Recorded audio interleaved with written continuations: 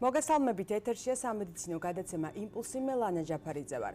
სასუნთქი გზების მწვავე ვირუსული დაავადებები მსოფლიო ჯანდაცვის მნიშვნელოვანი პრობლემაა. ეს მოსახლეობის დროებითი შრომის უუნარობის ყველაზე ხშირი მიზეზია. ტემპერატურის ცვლილებასთან ერთად ვირუსების გავრცელების ალბათობაც მატულობს. დღეს სწორედ ამ თემაზე ვისაუბრებთ და სტუმართან ერთად სულ რამდენიმე წუთში დავბრუნდებით, დაგველოდეთ.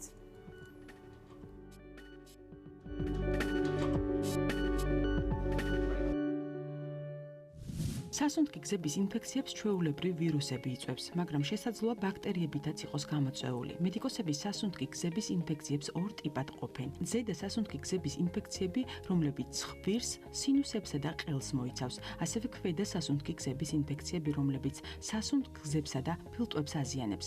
ინფექცია მოზრდილებზე ხშირად ბავშვებს ემართებათ, რადგან მათ ინფექციების გამომწვევი ბევრი ვირუსის მიმართ იმუნიტეტი ჯერ კიდევ არ აქვთ განვითარებული. ყველა ზედა სასუნთქი გზების ინფექციის ყველაზე გავრცელებული სიმპტომია. სხვა სიმპტომები თავის ტკივილს, სურდოს, ცხვირის ღრუს დახშობას, ყელის ტკივილს, ცემინებასა და კუნთის ტკივილებს მოიცავს. ზედა სასუნთქი გზების ინფექციის მსგავსად ქვედა სასუნთქი გზების ინფექციის მთავარი სიმპტომი ცხვილაა, თუმცა ჩვეულებრივ ეს უფრო მძიმე მიმდინარეობისაა. სხვა შესაძლო სიმპტომებია გულმკერდის არეში მოჭერის შეგრძნება, გახშირებული სუნთქვა, სუნთქვის უკმარისობა და სუნთქვისას ტვენის მსგავსი ხმა. ექიმთან ვიზიტზე მისვლა რეკომენდებულია, თუ თქვენი სიმპტომები პნევმონიაზე მიუდიდებს, მაგალითად, თუ სისხლიანი ნახველი გაქვთ, გულის ფილტვის, ღვიძლის ან თირკმლის პათოლოგია გაწუხებთ, ასევე გაფანტული სკლეროზი, ფილტვის ქრონიკული დაავადება ან ასთმა, სურდოს, ცემინების, ცრემლდენის, ყელის ტკივილის შესამსუბუქებლად სხვადასხვა საშუალებები გამოიყენება, მაგალითად, ცხვირის თბილი სოდიანი ან მარილიანი ხსნარით გამორეცხვა იაფი, უვნებელი და ეფექტური მეთოდია მოზრდილთათვის. ადამიანთა უმრავლესობა ცხვირს არასწორად იწმენს. ორივე ნესტოს ერთდროულად გაწმენდა არ შეიძლება, რადგან ცხვირის ღრუში განვითარებული მაღალი წნევის შედეგად ინფექცია შეიძლება ცხვირის დანამატ წიაღებში გავრცელდეს. ამ დროს ინჰალაცია და ყელში თბილი საბლები ძალიან სასარგებლოა. ცრემლდენისა და თვალის ლორწოვანის გაღიზიანებისას ჩაის სუსტი ნაყენი დასველებული სუფთა დულბანდით კუთუთოების გაწმენდა ეფექტურია.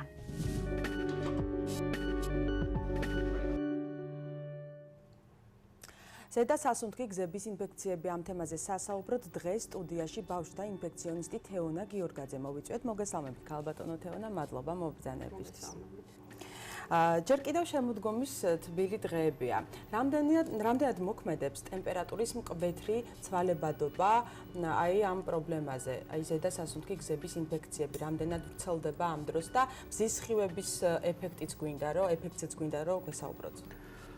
მივესალმებით ჩვენს მაყურებელს. მართლა სწორად აღნიშნეთ, ზამთრის პერიოდი აცივება არის ხელშემწყობი ფაქტორი იმისთვის, რომ ორგანიზმი გადაცივდეს, ვირუსები გარემოში ადვილად გამრავლდეს და მოხდეს ადამიანის ინფიცირება, კერძოდ დაინფიცირდეს ზედა სასუნთქი გზები. მზის სხივებს რაც შეეხება, ზამთრის პერიოდში, რა თქმა უნდა, ნაკლებად არის მზიანი დღეები, მაგრამ სასურველია, რომ D ვიტამინის გაუმუშავება მოხდეს კანში, ხშირად თუ ისერინოთ, თუ ასერინოთ ბავშვები განსაკუთრებით მზიან დღეებში გარეთ, მაგრამ ამასთანავე უნდა აღვნიშნოთ, რომ მოვიდოთ მასიური თავშეყრის ადგილებს. იმისთვის, რომ კონტაქტების გზით შევამციროთ ვირუსული ინფექციების გადაცემა და დაავადება შესაბამისად. ანუ ზამთარში არსებულ მზის სხივებსაც ერთგვარი ძალა აქვს. ზოგადად მზის სხივებს თავისი დანიშნულება აქვს და საკმაოდ სასარგებლოა. ქალბატონო თეონა, რა ინფექციური დაავადებები ემუქრება ზოგადად სასუნთქ სისტემას? სასუნთქის სისტემა ზოგადად რო აღვნიშნოთ, თქვათ, იყოფა ორ ნაწილად, ეს არის ზედა სასუნთქი გზები და ქვედა სასუნთქი გზები. დაავადებებს რაც შეეხება, გაციებიდან დაწყებული, ფილტვების ანთებით დამთავრებული არის მრავალფეროვანი და გააჩნია უშუალოდ რომელ ლოკალიზაციას ეხება დაავადება. ზედა სასუნთქი გზები მოიცავს ცხვირის დანამატყროებს, ყელს, ხორხს, ყელს, ნუშურაჯირკვლებს. ხოლო ქვედა სასუნთქი გზები ეს არის ბრონქები და ფილტვები. გაციებას რაც შეეხება, ძირითადად ზედა სასუნთქი გზების ინფექციებით გამოიხატება, მწვავე რესპირაციული ვირუსული ინფექციები იგივე გამოიხატება, რა თქმა უნდა, პირველ რიგში აუცილებელია იყოს ხველა და სურდო, რასაც შეიძლება თან ახლდეს ტემპერატურის მატება და სხვა დამატებითი კლინიკური ნიშნები, რომელიც არასპეციფიურია, მაგალითად გულის რევა, ზოგადი სისუსტე, თავის ტკივილი და ასე შემდეგ. ყველაზე ხშირად რა ზიანდება ამ დროს? ყველაზე ხშირად ზიანდება ყელი. რომელსაც სამედიცინო ენაზე ქვია ფარინგიტი, ანუ იგივე ყელის ტკივილი, ეს მოიცავს ერთგვარი პირველი სიმპტომია ალბათ და ყელის ტკივილი.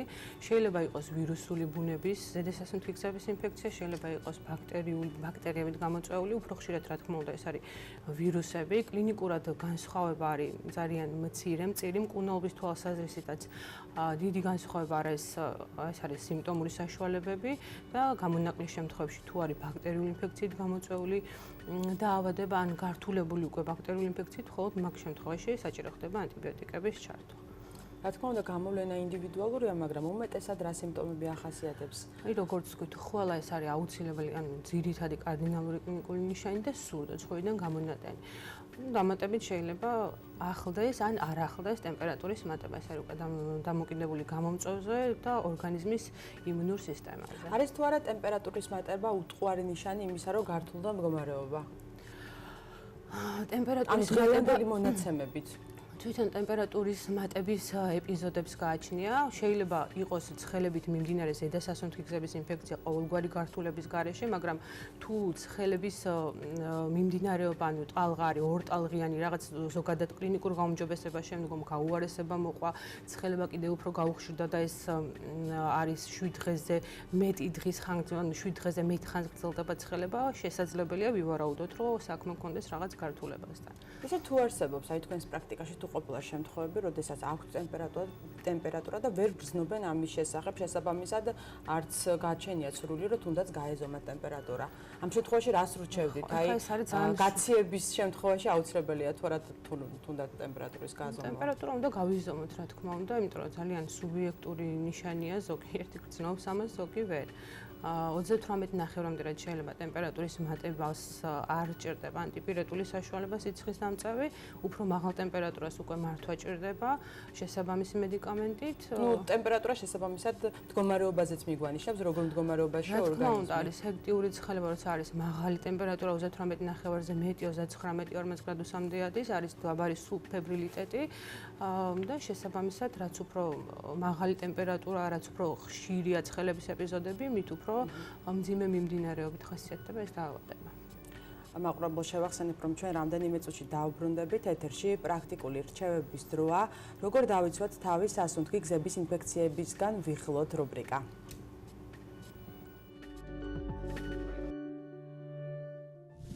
რჩევები, რომლების ინფექციური დაავადებებისგან დაგიცავთ.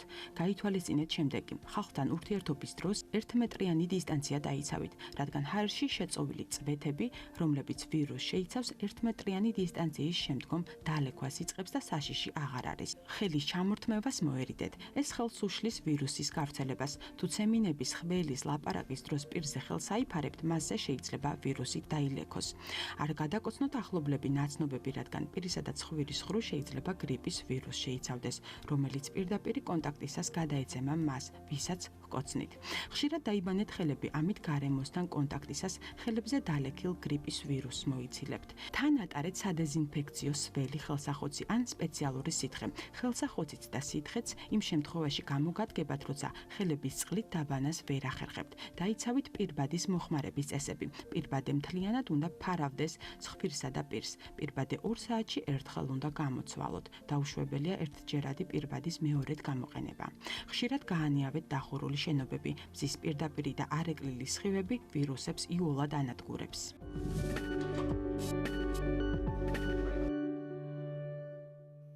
ჩვენ ისე ვაგრძელებთ საუბარს. ქალბატონო თეონა, რა გართულებები ახასიათებს ზედასასუნთქი გზების ინფექციებს ზოგადად?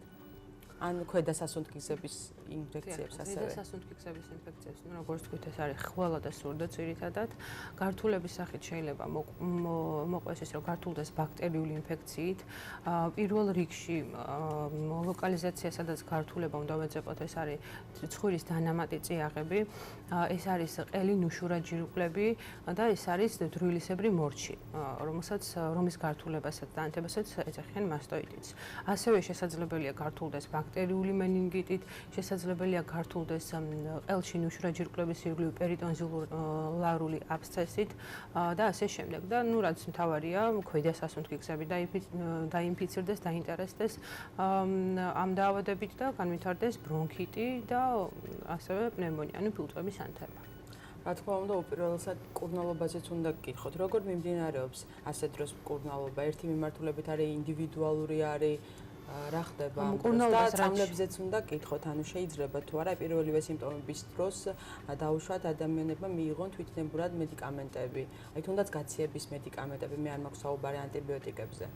როგორც თქვით, ზედასასუნთქი გზების ინფექციებს, მწვავე რესპირაციულ ინფექციებს ძირითადად, როგორც წესი იწვევს ვირუსები, რომელიც არის 300-მდე სხვადასხვა დასახელების, მაგრამ კლინიკურად გამოვლინება და მკურნალობას რაც შეეხება, არის ყველა შემთხვევაში ერთი და იგივე რაღაც კონკრეტული შემთხვევების გამოკვლევით. რაც შეეხება მკურნალობას, ანტივირუსული პრეპარატები ზედასასუნთქი გზების ინფექციების დროს არ ინიშნება. მკურნალობა არის სიმპტომური, ეს არის ანტიპირეტული საშუალებები, ტკივილის შემთხვევაში ანალგეზიური საშუალებები, მოსვენებით მდგომარეობა, ანუ წოლითი რეჟიმი არის რეკომენდებული და სითხებით ორგანიზმის დატვირთვა. ეს არის ერთგვარი საშუალება, როგორც შეიძლება სიმპტომების შემსუბუქება. კიდევ თუ არსებობს რაღაცა ხალხური საშუალებები, რასაც მიმართავდნენ. ხალხური საშუალებები ხა, რა ვიცი, ალბათ არსებობს. ჩაი მაგალითად, სითხები, იგივე რაც სითხები დატვირთვა. ანუ ჯანსაღი კვება, რაც შეიძლება სრულფასოვანი კალორიული, რაც ორგანიზმის იმუნიტეტის გაძლიერებას უწყობს ხელს იმისთვის, რომ უფრო ადვილად დავამარცხო დაავადება, რა თქმა უნდა. ანუ ჩულ ბავშვებში განსაკუთრებით შიმშილი კიდევ უფრო აუარესებს მიმდინარეობას და ხშირად ხდება იმის მიზეზი, რომ ბავშვი მოთავსდეს სტაციონარში. ისე როგორია შემთხვევა, აი ბავშვებში მიმდინარეობის და მოზარდებში მიმდინარეობის, თუ განსხვავდება ერთმანეთისგან? მიმდინარეობა და კლინიკა არის ერთი და იგივე, უბრალოდ გართულებების რისკი უფრო მაღალია ბავშვთან. თუნდაც ამ ინფექციების. ანუ გართულებების რისკი, რა თქმა უნდა, უფრო მაღალია ბავშვთა ასაკში, თვითონ ავადობა ვირუსული ინფექციით ასევე მაღალია ბავშვთა ასაკში, იმიტომ რომ რეზისტენტობა, ანუ იმუნიტეტი სხვადასხვა ვირუსების მიმართ ბავშვებს არ აქვთ გამომუშავებული, შესაბამისად ვირუსი, რომელიც შეხვდებათ, დაავადდებიან იმ ვირუსით, ხოლო მოზრდილ ასაკში უკვე ასეთ ისე მოხდილი აქვთ ეს დაავადებები და იმუნიტეტი არ ჩამოყალიბებდა და უფრო ნაკლებად ავადობენ. და მშობლებს მინდა უთხრა, რომ დაავადება და გაცევა არ არის რა თქმა უნდა რაღაც განგაშის ნიშანი. ბავშვმა უნდა იავადოს იმისთვის, რომ ჩამოყალიბდეს იმუნიტეტი, ფორმირდეს იმუნიტეტი და მოზრდილ ასაკში მსგავსი პრობლემა ნაკლებად შეექმნას. საინტერესოა ინიშნება თუ არა ზოგადად ანტიბიოტიკები და როდის ინიშნება, რა შემთხვევაში ინიშნება ანტიბიოტიკები? დიახ, ანუ ანტიბიოტიკოთერაპიის ჩვენება არსებობს კონკრეტული.